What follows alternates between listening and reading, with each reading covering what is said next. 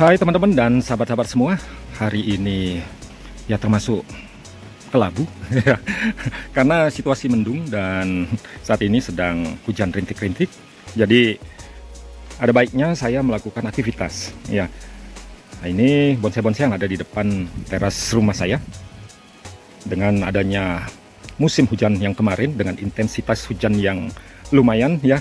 Jadi sinar matahari kurang bisa diperoleh sebagian besar dari bonsai-bonsai ini ya. Kita melihat hasilnya seperti ini ya, untungnya masih bisa terjaga. Dan yang jelas banyak sekali ya yang harus kita lakukan, yaitu merapikan bonsai-bonsai yang ada di depan kita ini dan kemudian merapikan tempat. Sebab kalau kita amati, nah kalau di kamera memang agak sulit melihatnya, tapi kalau kita dekatkan itu, nah seperti itu. Jadi gulma-gulma ataupun tanaman-tanaman liar yang tumbuh ya di sekitaran penempatan bonsai-bonsai ini sangat banyak. Jadi ini merupakan PR ya, pekerjaan rumah untuk kita bersihkan, karena ini kalau dibiarkan kita akan semakin banyak memiliki PR. Semakin kita tunda akan semakin kewalahan melakukan pekerjaan-pekerjaan rumah kita. Nah seperti itu ya teman-teman. Kalau kita lihat ya, semenisasi sudah berhasil, tetapi bagaimana membuat jalan aman. Nah kalau kita lihat di sana itu sudah mulai berlumut dan kemudian itu bisa dikategorikan licin ya teman-teman. Waduh ya, jadi pekerjaan rumah kita ini tidak ada hentinya ya. Kalau dibilang kita tidak punya lahan untuk bonsai ya salah juga, tetapi ya lahan sudah digunakan seperti ini dan dibentuk dan ditata sedemikian rupa, hanya saja kita masih kurang modal untuk menatanya lebih baik lagi. Nah, oh iya, saya sapa dulu teman-teman. Selamat bertemu kembali bersama saya Agus Lipi di channel Agus L72. Salam sukses, semangat, dan sehat selalu untuk kalian semua.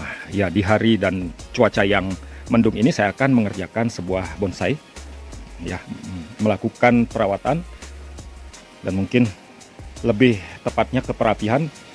Ya, kemarin saya melakukan perapian ya bonsai yang ini, yaitu sancang, dan kemudian ya saya ingin melakukan perawatan terhadap bonsai yang satu ini, Saeng Simbur Super Micro Thailand. Oke, tanpa berlama-lama saya akan membawanya ke meja eksekusi. Ya teman-teman, saya sudah menempatkan di meja eksekusi bonsai dengan ID Saeng Simbur Super Micro Thailand. Ya, nanti kita akan melihat secara detail. Sekarang kita akan lakukan, ya kita langsung saja merapikan bonsai ini.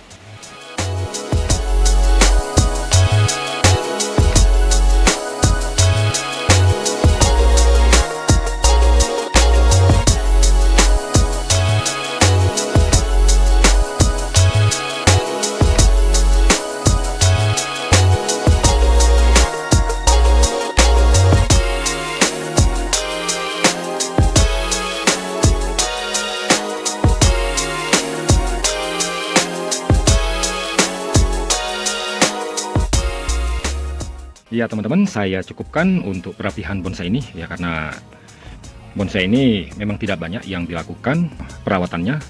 Ya kemarin saya menambahkan talang di media tanamnya, karena ini jika kalian lihat di sini ada akar-akar yang ada di depan ini, yang dahulu saya lakukan proses perawatan mengencangkan akar-akarnya agar seperti yang terlihat sekarang ya.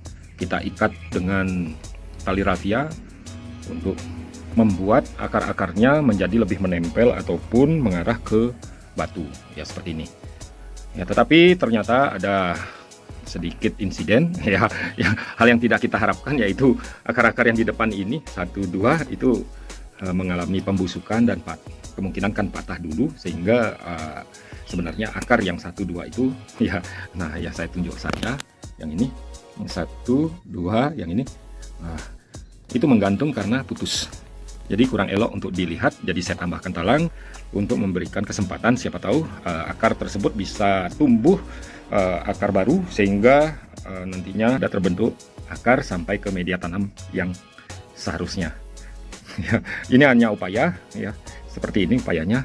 Jadi ini adalah bonsai Saeng Simbur Super Micro Thailand yang dikonsep dengan style on rock ya, sebenarnya on rock yang ya, tumbuh di tebing batu.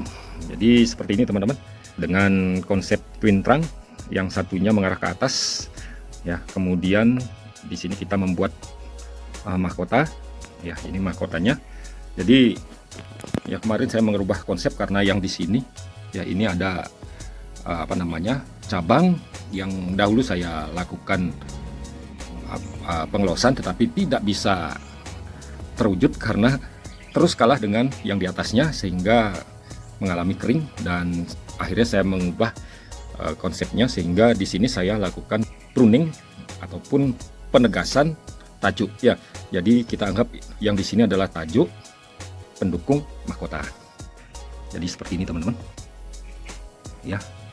Nah, itu dia. Kemudian untuk batang yang ke bawah ya, batang yang ke bawah ini kita persiapkan nanti semi mahkotanya di sini.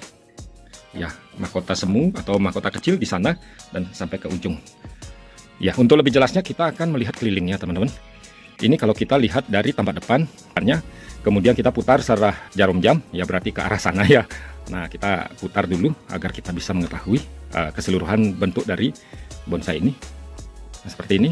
Nah, ini dari kiri bonsai atau kanan sudut pandang kita yang didominasi oleh karangnya, batu karangnya ya.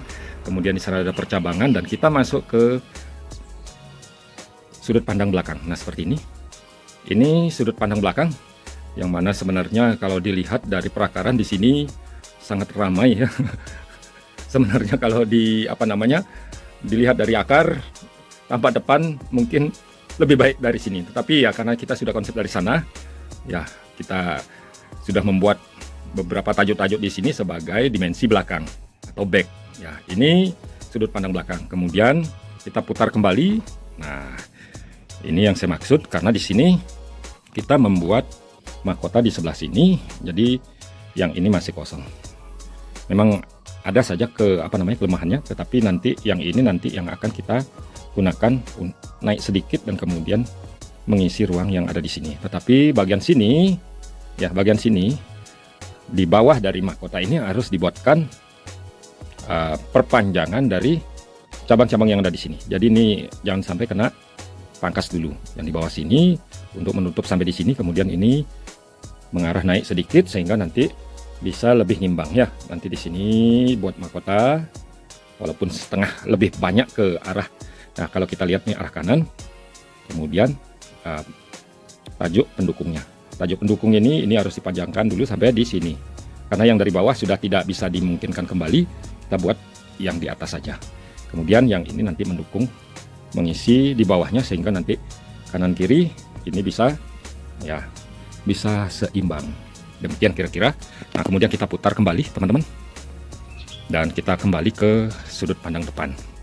Nah, ini teman-teman ya, kalau nanti kita lihat perakaran kalau dari sini memang sedikit agak tidak terekspos karena adanya tonjolan dari batu yang di sini, dan kemudian di sana akar yang melintang dan masuk sampai tembus di belakang sini. Dan kemudian nanti ini karena ini masih ada talang, masih ada beberapa akar yang masih bisa diekspos ya, walaupun tidak terlalu diekspos lebih banyak di akarnya. Kalau kita bisa lihat ini pancing, jadi bonsai dengan panorama, dengan konsep panoramik. Jadi nanti potnya harus menyesuaikan. Saya ingin membuat bonsai ini untuk bisa tampil nanti ya di kontes. Nah, untuk lebih jelasnya kita melihat ya kontes yang seperti apa. Kalaupun kita ikutkan dalam The Max, apakah masih bisa? Oke, untuk itu kita ukur dulu ketinggiannya. Ya teman-teman, kita akan mengukur berapa tinggi dari bonsai ini. Ya, kita menggunakan meteran biasa. Nah, kita ambil dari sini. Nah, itu ada angka 20 yang ini teman-teman. 20, jadi ya kurang lebih ketinggiannya 20-21. Ya, kalau kita majukan seperti ini masih di angka 20 lah. Nah, kalau di ukuran tinggi seperti ini ya masih di bawah 30 cm, kita masih bisa berpartisipasi untuk meramaikan kontes The Max. Ya, kita tidak muluk-muluk lah untuk menjadi yang terbaik. Ya, kalau kita ingin menjadikan bonsai-bonsai kita yang terbaik, mungkin kita harus mencari bahan-bahan yang sesuai dengan niat kita. Ya, nah syukur-syukur kalau bisa berpartisipasi dan kemudian mendapatkan predikat. Ya, misalnya merah lah, itu disesuaikan dengan kelas yang akan diikuti.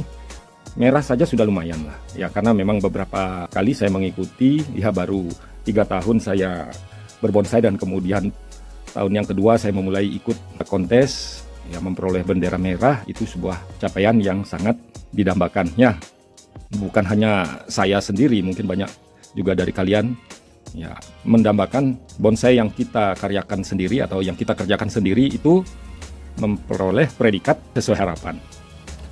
Ya, demikian dulu teman-teman video saya kali ini. Semoga apa yang saya tayangkan ini bermanfaat bagi kalian semua. Semangat berkarya bonsai, sampai bertemu kembali di kesempatan-kesempatan yang lain. Salam.